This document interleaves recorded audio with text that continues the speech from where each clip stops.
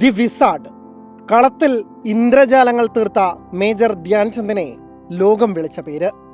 2 പതിറ്റാണ്ട് നീണ്ട കരിയറിൽ 400-ലധികം ഗോളുകൾ, 3 ഒളിമ്പിക്സുകളിൽ സ്വർണം, എണ്ണിയാലൊടുങ്ങാത്ത മനോഹര നിമിഷങ്ങൾ.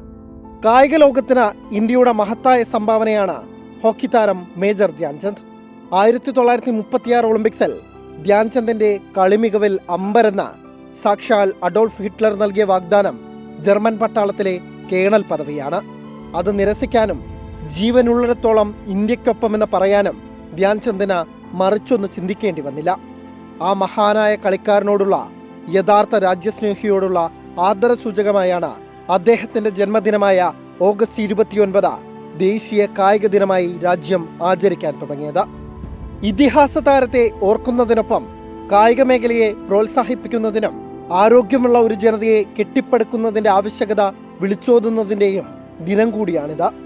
2020 ലോകകപ്പ് നേട്ടത്തിന്റെയും പാരീസ് ഒളിമ്പിക്സിലെ മിന്നും പ്രകടനത്തിന്റെയും തിളക്കത്തിലാണ് രാജ്യം ഈ കായിക ദിനം ആഘോഷിക്കുന്നത്. ഒപ്പം പാരീസിലെ പാരാലിമ്പിക്സ് വേദിയിൽ നിന്ന് മെഡൽ നേട്ടത്തിന്റെ വാർത്തകൾക്കായി കാതോർക്കുകയും ചെയ്യുന്നു.